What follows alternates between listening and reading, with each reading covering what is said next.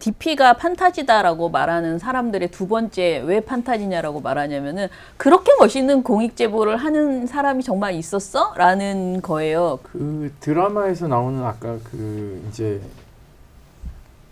범구형 범구형의 캐릭터가 있냐라고 하면은 불행하게도 현실적으로 불가능하죠. 왜냐하면 그 사람의 인사권은 결국은 사단장이 쥐고 있기 때문에 사단장 지휘관의 의중에 맞추지 않으면 사실 뭐 군생활 하기 어렵죠. 당장 보직을 다른 데로 변경해 버릴 수도 있기 때문에. 기억에 남는 제보들은 있었던 네네. 것 같아요. 네.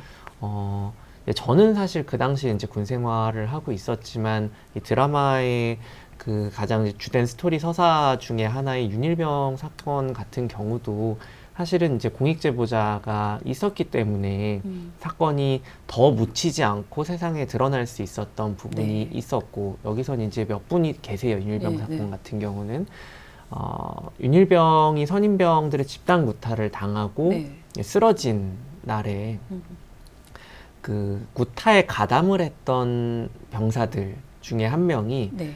다른 옆에 다른 중대에 있는 자기 동기를 만나가지고 너무 이제 자기가 지금 무섭다. 내가 오늘 사실은 내 후임병을 때리다가 사망을 하게 되었는데 지금 부대에는 그게 아니고 뭐 음식을 먹다가 뭐 목이 막혀가지고 사망을 했다고 돼 있는데 사실은 그게 아니고 내가 때린 거다라는 얘기를 듣고는 그 들은 병사도 되게 고민을 많이 했다고 하더라고요. 네. 그래서 그 병사분도 저녁 시간 밤까지 고민을 하다가 사람이 이제 목숨이 왔다 갔다 하는 지금 이런 상황인데 진실을 얘기해야겠다라고 생각하고 중대장을 찾아가서 이런 일이 있었다라는 얘기를 이제 하게 되고 네. 그 이야기가 이제 보고가 되면서 폭행이 있었다라는 사실을 숨길 수가 없게 되어버린 겁니다. 누군가 얘기를 하니까. 윤일병 사건이 벌어질 때는 재판장이요, 법무관이 아닌 사단장의 참모 중에 한 명이 법복 입고 나와가지고는 재판장을 이게 심판관이라고 하는데요. 진행이 기가 차죠.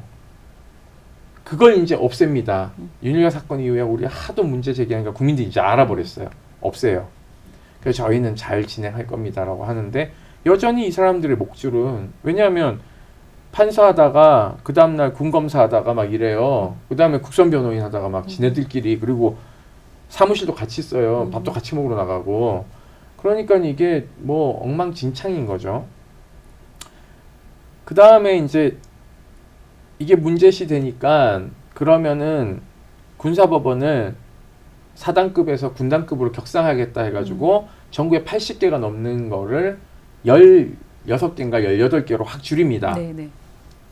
그래도 문제가 안 풀리니까 결국은 고등군사법원도 없애버리고 권역별로 이제 또 나눠서 판사 보직을 가면은 이제 다른 보직을 잘 못하게끔 하겠다 이런 것도 하는데 그것도 별 저거 없는 것 같아요. 이해람 중사 사건 엉망진창으로 만든 책임자가 군판사가 있고 막 이래요. 네. 그러니까 신뢰받지 못하는 거죠. 그래서 지금 고등군사법원은 없어졌고요. 네. 모든 항소심은 서울고법으로 갑니다. 다행스러운 건 그거고요. 여전히 본인들은 이 사건을 지고 있으려고 하는 거예요. 문제는 끼리끼리 하는 재판은 무혐의하지만 그나마 그래도 상권 분립에 의해서 독립된 재판부에서 하는 재판부는 압력에서 좀 더 자유로울 수 있다라는 네. 거죠. 그래서 저는 이제 차후에 예를 들면 교특범들 이런 것도 지금 다 군사법원에서 군이 수사하고 이러거든요. 이거 다 떼와야죠.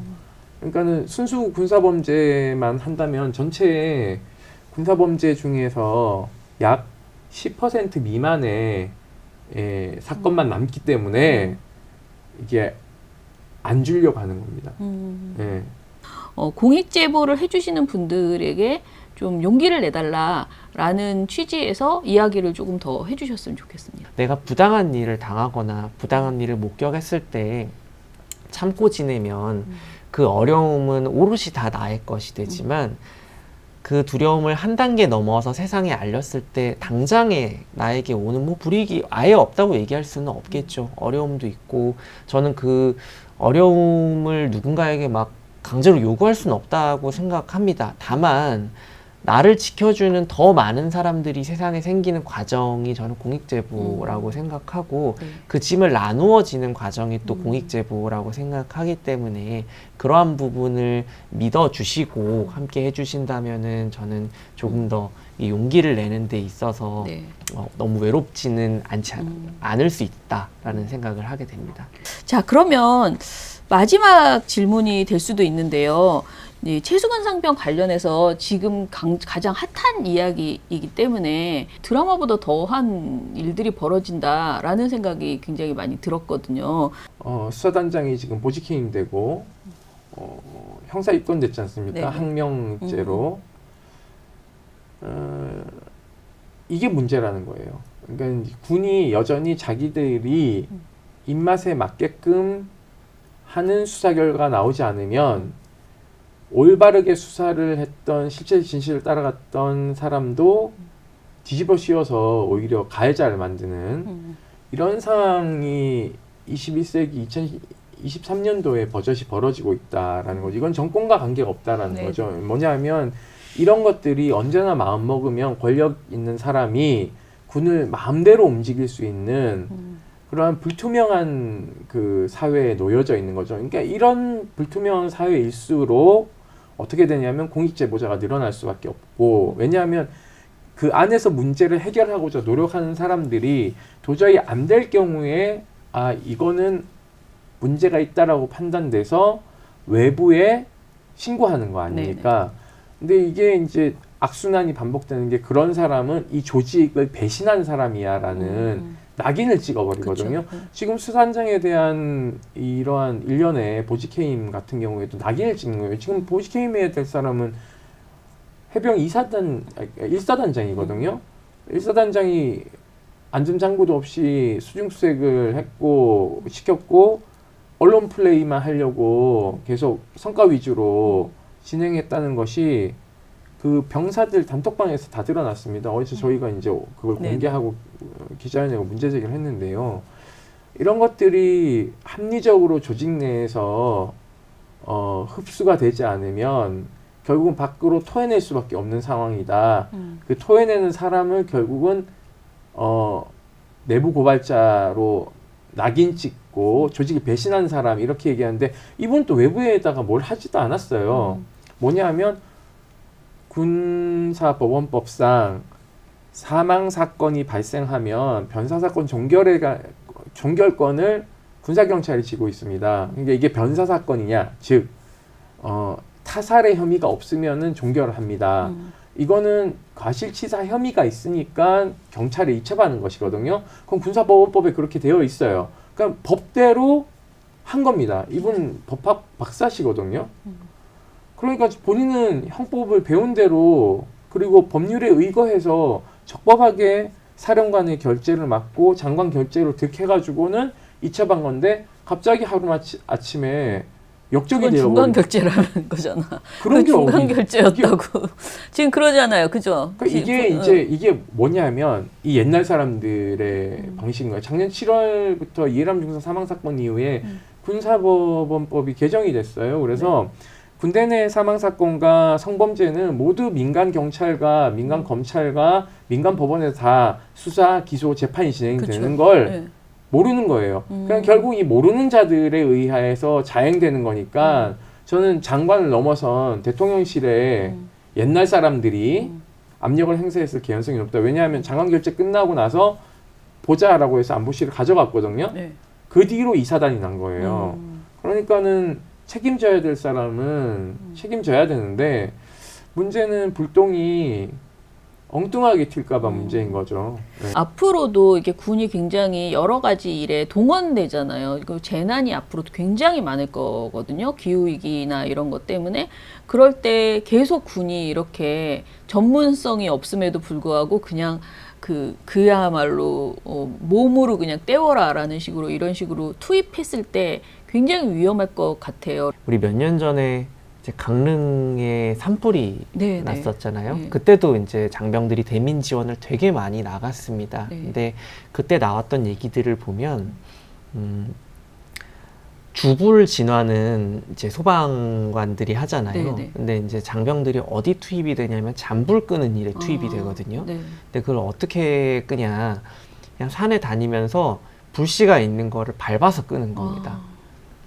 근데 그 불씨가 아직 있다는 건 무언가 여기저기 위험할 수 타고 있다는 있다라는 거예요. 거를 네. 의미하고, 그렇다면 계속해서 그 연기가 나지 않습니까? 네. 유독가스가 나오고 있는 거예요. 네. 그리고 그거를 그냥 잠불을 발로 끄고 다니는 것 자체도 위험하지만 당시에 이 병사들한테 지급이 됐던 게 마스크 한 장밖에 없었거든요. 그렇다면 다행히 아무런 그 인명피해나 사고가 나지는 않았으나 잔불 진화를 마스크 한 장 끼고 다니다가 누가 질식을 할 수도 있는 것이고, 불이 커져가지고 화상을 입을 수도 있는 것이고, 사고의 위험성이 너무나도 여기저기 깔려 있는데 그냥 지휘관들은 몸으로 때우듯이 그냥 다 투입하는 거거든요. 그리고 그런 관행들이 계속 무리한 그 재난 그 대민 지원 투입으로 이어지고 있다라고 생각을 합니다.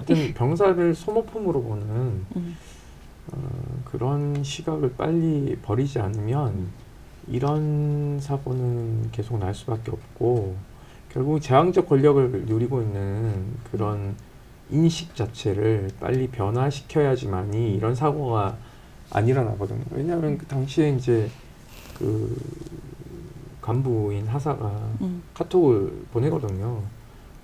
안전재난 수칙에 보면 이게 장화 신고 물에 들어가는 걸 금지하고 있다. 이거 위험합니다. 라고 얘기해서 중대장님 사단 회의 때 보고하겠다. 라고 얘기해서 보고했고 건의했고 기다리고 있는 중이다라고 했는데, 새벽에 그냥 그대로 묵살되고는 이게 이제 시행되거든요. 네. 그러니까 결국 이걸 이제 치환시켜서 보면요, 군이 작전을 하거나 유사시 이제 전쟁을 하게 되거나 이제 국지도발전을 하게 되는데, 그러면은 이러한 밑에서의 참모들이나 부하들의 현실적인 상황을 잘 인지하고 그렇죠. 작전을 펴는 장군이 사실상 전쟁에서 이기는 법이거든요. 그러니까 이게 사실 수해 복구 작전에 실패한 거지 않습니까? 이게 전시로 치환한다면 한 명이 아니라 수십 명의 아까운 목숨을 저버리게 하는 행위거든요. 결국은 이제 이게 공교롭게도 전쟁이라는 것은 일어나지 말아야 되지만, 전쟁을 하는 목적 중에 하나가 아군에게 타격이 적게 하고 적군에게 타격을 많이 함으로 인해서 국민의 생명과 재산을 보호하는 것이 군의 입장이거든요. 네. 그렇다면 이 군인은 작전에 실패한 군인이기 때문에 사실상 이게 전시 상황이라면 책임을 물어야 되는 것이거든요. 그렇기 때문에 적법 절차대로 하는 것이 맞는데, 이 상황을 꼬이게 만들어 놓은 사람들도 대가를 치러야 되는 거죠. 그게 지금 보이지 않는 권력에 의해서 작동되는 건데요. 이건 사법방해를 넘어서서 군사법 사법농단이라고 얘기하지 않습니까? 군사법농단이라고도 할 수 있다고 저는 보고 있어요. 그러면 거기에 대한 책임은 누군가는 져야 되겠죠. 대통령이 명확하게 국군 통수권자면 한 입 갖고 두 말 한 거밖에 안 되지 않습니까? 오늘 입장문도 나왔어요. 수사단장에. 책임 있는 모습을 지금이라도 보이려면 사단장을 빨리 보직해임하고 경찰에서는 압수수색과 동시에 구속영장 청구해서 지금이라도 진실에 한 발 다가서는 모습을 보여야 된다. 생각하고 있습니다. 네, 그러면은 오늘 이야기 이걸로 마치겠습니다. 굉장히 긴 시간 같이 얘기해줘서 감사하고요. 후시스 스토리 앞으로도 더 좋은 이야기로 공익제보 이슈를 찾아서 찾아뵙도록 하겠습니다. 감사합니다.